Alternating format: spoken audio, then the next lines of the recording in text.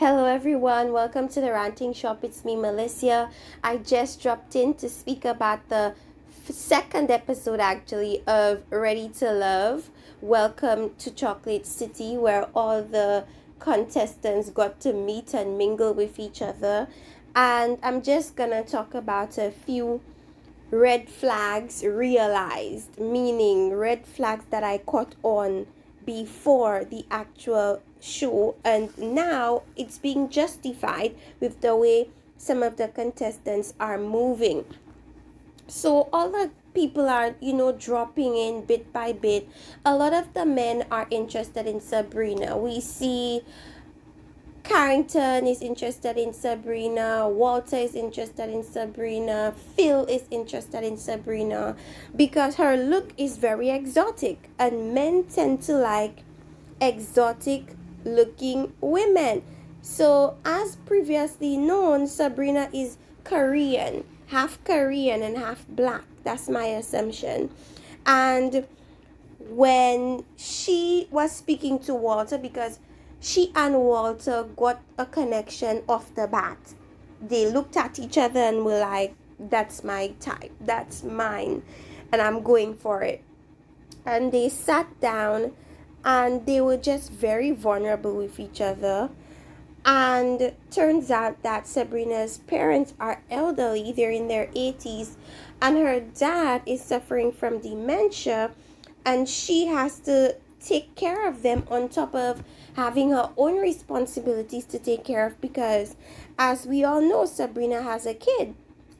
And turns out that Sabrina was a domestic violence survivor, and she has been through a lot, and she felt so connected to Walter that she divulged that information to him. Turns out that Walter also dealt with an ailing parent that died or was dying gradually, and he had to take care of her on top of his responsibilities. So they really connected more so on that front, and we like to see it. Then we have, and Walter is also a guy that a lot of the women were attracted to as well. So Sabrina and Walter are very much hot contestants on the show right now. Then we move on to Tissia. Tissia was way too forward, way too aggressive for these men. When I say aggressive, I mean with her questioning.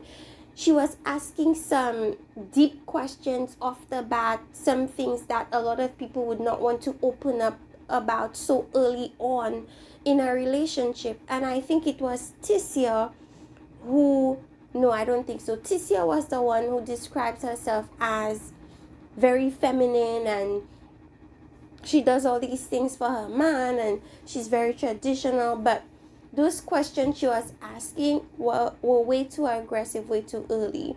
Like, were you a criminal before? Do you have this? Do you have that? It's a bit much, and it's very off-putting as the person being questioned.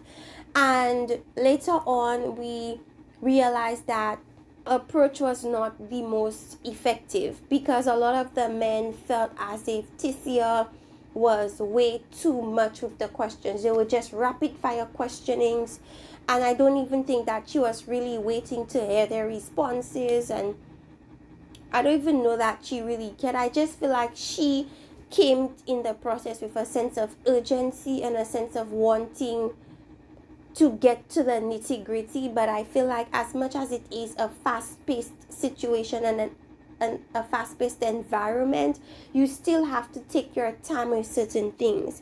Things are just not gonna come to you immediately. You still need time for you to warm up to people, and for people to also warm up to you, so that they'd be comfortable to give you the information that you require, and then we have Libba coming in. Frank finds her way too bubbly. Frank thinks she's way too much, too soon for him. And so he wasn't very much attracted to Libba, but Libba was attracted to Frank. Libba was attracted to his voice. And yeah, Frank came in calm, cool, collected, seemed a little bit pompous to me, but it might just be confidence. So he struck up a conversation with, I believe it was Aisha, for quite some time.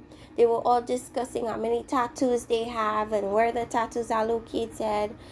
And yeah, eventually Liba left and he wasn't feeling Liba, but he did speak to Aisha for quite some time. Aisha, come to find out, she really likes Frank. They're always smiling when they're talking to each other, so that's a good sign. Then we have Corey, and as I said before in the previews or in the interviews that they had with the cast openings and so on, we all knew that Corey would be a problem. Corey is going around asking all these women their numbers and whether they'd like to go on dates in such a short space of time. He's also coming in with this sense of urgency, like he has to conquer as many women as possible in a short space of time. And if we've seen previous seasons, things don't work out like that. These women speak to each other.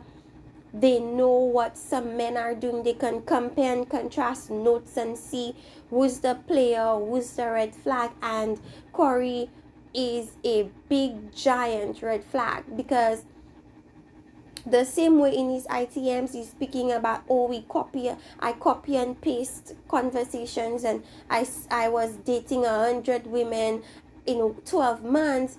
He came across trying to do the same thing, but maybe instead trying to date 10 women in a month, and things don't work out that way. And for him to not see that, it's just very baffling to me. Like, he can't possibly think that his approach is correct. I'm just a bit baffled as to why he wasn't eliminated, because for all intensive purposes he should have been the one going home. The reason why he wasn't sent home gives me TV drama and gives me a lot of production, as opposed to the women wanting him gone. However, who ended up going home was Lamont, and I feel like a lot of the women just didn't quite connect with Lamont, because Lamont comes across very guarded and very much like a brick wall. Like, you're just speaking to a very surface or superficial layer of him, and it's like these people want to know more. They don't want to know too much, but they want to know more than what Lamont was giving them. And because of that, and obviously maybe his lack of confidence, maybe his inability to open up fast enough, his very vague approach to conversation turned a lot of women off, and he ended up going home. Now, in my opinion, Lamont versus Corey, Corey should have been sent home, because Corey is a ginormous red flag. Yes, Lamont is not opening up, but at least he comes across as genuine, as opposed to Corey, who just seemed like he came onto this experiment to boost his ego and to prove to himself that he can bag a lot of women. I'm gonna see how he moves forward, but I don't see a lot of women really taking him seriously. But we're gonna see how that goes, because you're gonna introduce some new people, and that might change some things. Then we have, who else can we talk about? We could speak on Shiloh, and as we know, Shiloh is half Trinidadian, half Mexican, and she connected with Dante. Dante is aware of the Trini woman. He's mentioned having a half Trinidadian stepdad or something, so they could connect on that front. Dante, as I said initially, is one of the more attractive guys in this season, but for me the problem with Dante is his voice. Dante's voice is a real big turn off to me. So yes, he might be physically attractive, but his voice is not cutting it for me. Then we have Aisha, of course, with the colorful wig, the colorful dress, And I remember Frank complimenting her on looking good in red, but I don't think and Aisha didn't correct him, but the color Aisha was wearing wasn't red. So that confused me. Is Frank colorblind? Because that really confused me. I'm personally turned off by Aisha's look. She's tattooed, colorful wig, colorful clothes. That's not my style. In fact, it's quite the opposite. So I don't know about Aisha, but if we have to judge her based on what she chooses to wear, we're gonna be in for a lot of drama with Aisha. We see in the previews that she's kind of flirting a bit with Frank. We're gonna see how that goes.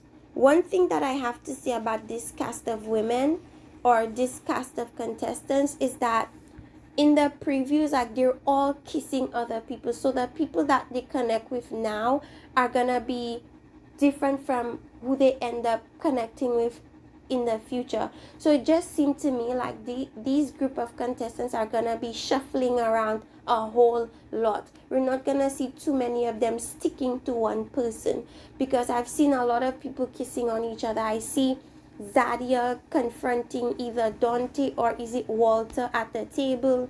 I see Camille. Oh, Camille. Let's talk about Miss Camille. Camille is coming off very territorial too early. She's already claimed Cornelius for herself. And even in the women's discussion with Tommy, she was talking about, oh, he wooed me, he's my boyfriend.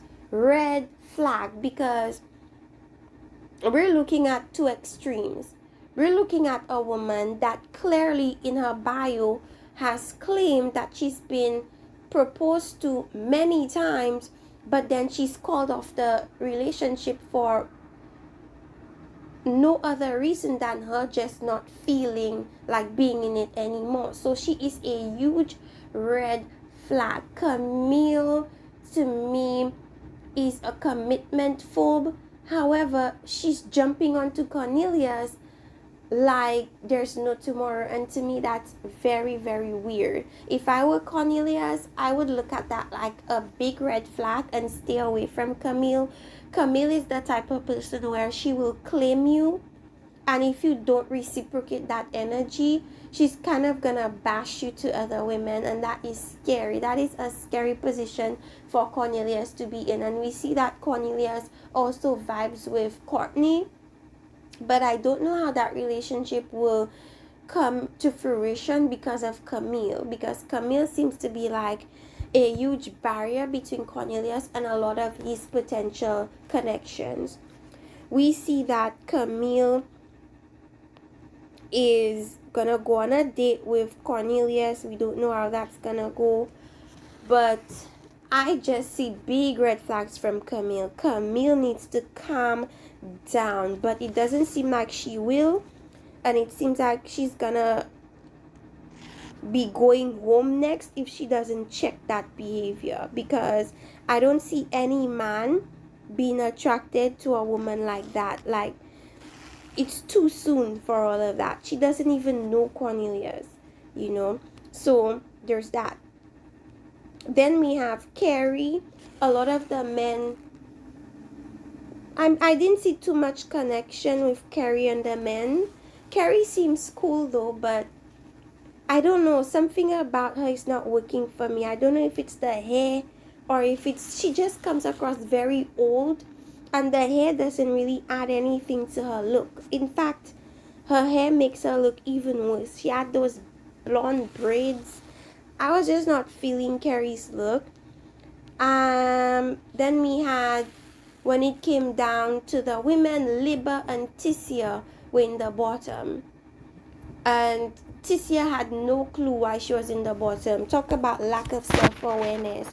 Did you not hear yourself? Do you not see what you were acting like? It was a huge turnoff. You know, and she was really pissed that she almost got sent home, because she's thinking she's the ish, but the men are thinking otherwise. So I hope she uses this as a learning curve so that she could really assess her approach and come back a different way, because if she continues the way she is, I don't see her lasting very long. It has nothing to do with her looks and everything to do with her approach. It was all wrong. Then we have, who else have I not spoken about? Naeem and Zadia connected, and Zadia established something. She tried to, distinguish herself from the other women as far as Naeem was concerned, because she asked him for if she could call him by his last name, Bilal. And by doing that, what she's doing is kind of solidifying kind of a relationship with Naeem, whether she likes Naeem or not. Because Naeem would never say, oh, I don't like Zadia, or I don't see a connection with Zadia, because Zadia made herself connected to him. So Zadia seems like a strong contestant. She's gonna be confronting Walter. I also see her kissing Dante. I also see Shiloh and Phil being intimate. I see Frank and Aisha being kind of intimate. I see Aisha and is it Dante being intimate. So Aisha is gonna be dating, honey. Aisha is gonna be moving around. Okay. Anything else I could mention about the cast? I don't think Phil is 51. I do not think that Phil is 51, because I was watching Little Black Book and he mentioned Phil being 51. Phil is not 51. He might be close to 50, but I don't think he's 50. I don't think he's 50 at all. Yeah.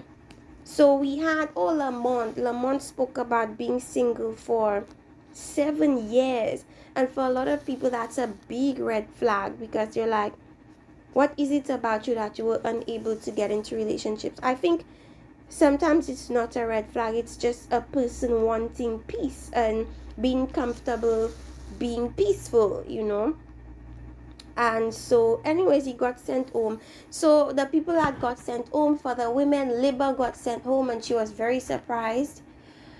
I'm not really shocked. For me, I felt like either Carrie, Tissia, or Libba would be sent home, and Libba got sent home. For the men, I felt like Tyrone would be sent home, and Tyrone was discussed amongst the women as somebody they were not that attracted to, but he ended up surviving, to my surprise, because I felt that Tyrone would be sent home really early, but Tyrone is still here. So who got sent home was Lamont, so Lamont and Libba got sent home.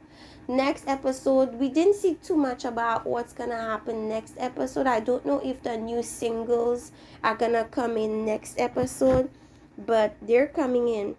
Now I'm starting to think that these new singles are not previous cast members. I'm thinking that they're new, because in the previews I see Frank kissing a woman, and I think the woman he's kissing is one of the new singles.